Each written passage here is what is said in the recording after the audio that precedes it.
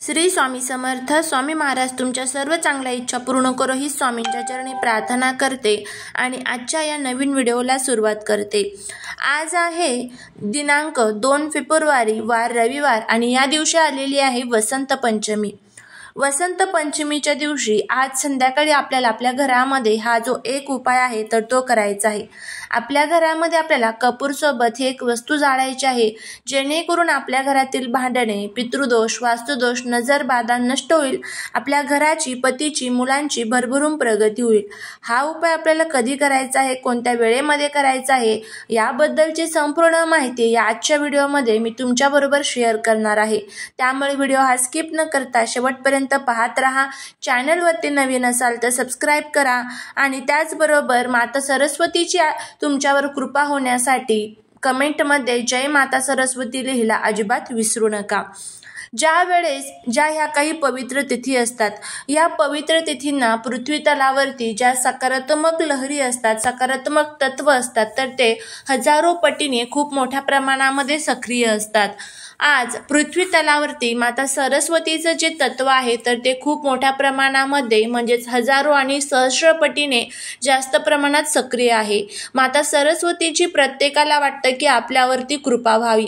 माता सरस्वती ही बुद्धी, ज्ञान, कलेची देवी मानली जाते आणि सरस्वतीची एकदा की आपल्याकडे कृपा झाली तर आपल्याकडे बुद्धी येते. बुद्धी जर आली तर पैसा म्हणजेच लक्ष्मी आपल्याकडे येते आणि त्याचबरोबर रिद्धी सिद्धी आणि त्याचबरोबर आपल्या घरामध्ये नेहमी सुख, शांती, समृद्धी नांदत असते. त्यामुळे माता सरस्वतीला प्रसन्न करण्यासाठी आपल्याला हे जे काही प्रभावी उपाय असतात तर ते करायचे असतात.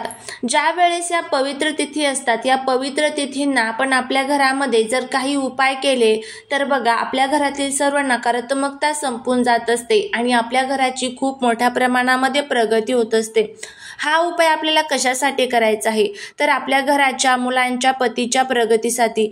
घरामध्ये सतत भांडण, कटकट, वादविवाद होत असेल, घरामध्ये जर तुम्ही खूप कष्ट करताय, मेहनत करताय पण तरी त्याचं फळ तुम्हाला मिळत नसेल, घरामध्ये कोणतंही काम तुम्ही जर हातामध्ये घेतलं तर ते निर्विघ्नपणे पार पडत नसेल, त्या कामामध्ये प्रत्येक वेळेस अडचणी येत असेल, घरामध्ये तुम्हाला नकारात्मक शक्ती जाणवत असेल, नवरा बायको असेल त्यांच्यामध्ये सतत भांडणं होत असेल, आई मुलांमध्ये भांडणं होत असेल, त्याचबरोबर मुलांची अभ्यासात प्रगती होत नसेल, मुलांना काही वाईट संगत लागलेली असेल, घरामध्ये तुम्हाला जो पैसा येतो तो पैसा टिकत नाही, नेहमी कुठे ना कुठे खर्च होत जात असेल, घरामध्ये आलेल्या सर्व ज्या काही दुःखांना आणि संकटांना तुम्ही कंटाळलेले असेल, तुमच्या मनामध्ये खूप कठीण इच्छा आहे आणि ती कठीण इच्छा तुमची पूर्ण होत नसेल, मग ती कर्जमुक्ती असेल, नोकरी प्राप्ती संबंधित असेल किंवा एखादा शत्रू तुम्हाला खूप त्रास देत असेल.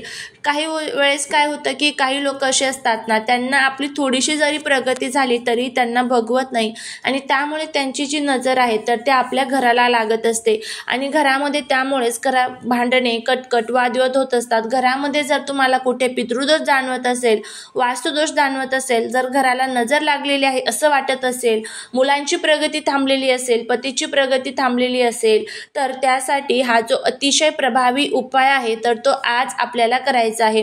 कापूरमध्ये अनेक प्रकारच्या दैवी शक्ती असतात आणि कापूर आपल्या घरामध्ये जाळल्यामुळे घरातील वातावरण सुगंधित तर होते, शिवाय घरातील नकारात्मक ऊर्जाही नष्ट होते. कापूर जाळल्याने घरात आनंद आणि सकारात्मक ऊर्जा येते. घरात नकारात्मक शक्ती असतील तर मेहनतीने केलेले कामेही बिघडू लागतात. त्या घरातील लोक खूप आजारी पडतात आणि त्या घराची आर्थिक परिस्थितीही ढासळू लागते. कापूरमध्ये असे काही औषधी गुणधर्म आहेत आणि हे औषधी गुणधर्मांचा जर आपण आपल्या घरासाठी उपाय केला तर नक्कीच त्याचा आपल्याला फायदा होत असतो. कापूरच्या उपायाने ग्रह आणि वास्तुदोष दूर होतात.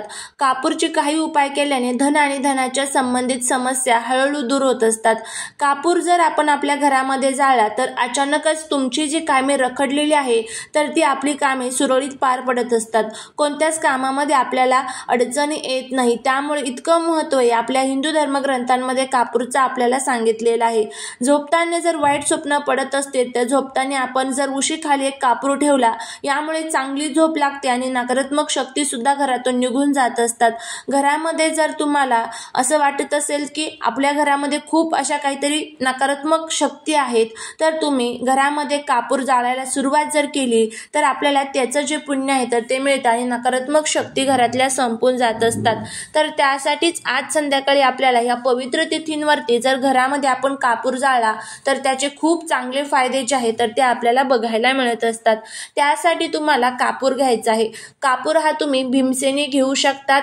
आता जर तुमच्याकडे शुद्ध भीमसेनी कापूर नसेल तर आपल्याकडे जो कोणता साधा कापूर असेल तर तो तुम्हाला घ्यायचा आहे. कापूरच्या 5 वड्या तुम्हाला घ्यायच्या आहेत आणि ह्या तुम्हाला तुपामध्ये भिजवून घ्यायच्या आहेत. जे शुद्ध गाईचं तूप असतं बघा, त्या तुपामध्ये तुम्हाला ह्या कापूरच्या वड्या भिजवून घ्यायच्या आहेत.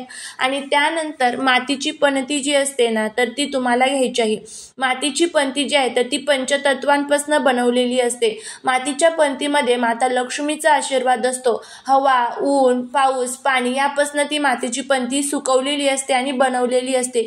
त्यामुळे त्यामध्ये पंचतत्व हे निर्माण झालेले असतात. त्यामुळे जर तुमच्याकडे पणती असेल तर पणती घ्या, नसेल तर मग तुमच्याकडे एखादी प्लेट किंवा वाटी असेल त्यामध्ये तुम्ही कापूर जाळत असाल तर त्यामध्ये तुम्ही हे साहित्य घेऊ शकता.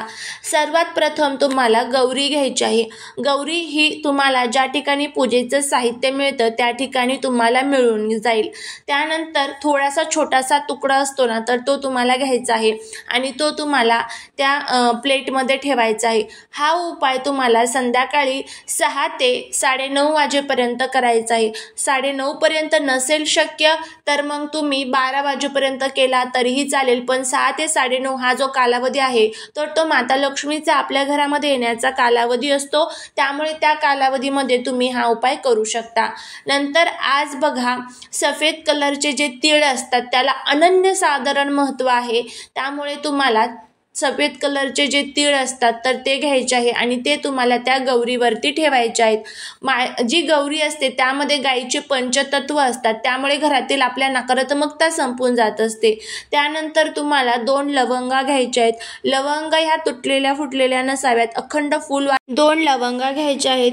त्याचबरोबर 2 वेलची ज्या आहेत तर त्या घ्यायच्या आहेत. लवंगा ह्या माता लक्ष्मीला अतिशय प्रिय असतात आणि वेलची ज्या आहेत तर त्या बुध ग्रहाचं कारक असतात. ज्यावेळेस आपला बुध ग्रह हा स्ट्रॉंग असतो ना त्यावेळेस आपल्याला कधीच कोणतीच अडचण येत नाही. मग ती पैशांच्या संबंधित असू द्या किंवा तुम्ही जर काय काम हातामध्ये घेतलं तर त्यामध्ये आपल्याला नक्कीच यश मिळत असतं. त्यामुळे लवंगा आणि त्याचबरोबर वेलची आपल्याला घ्यायचे आहेत. ह्या 2 जे साहित्य आपण घेतलेलं आहे तर ते तुम्हाला त्या गौरीवरती जे आहे तर ते ठेवायचं आहे.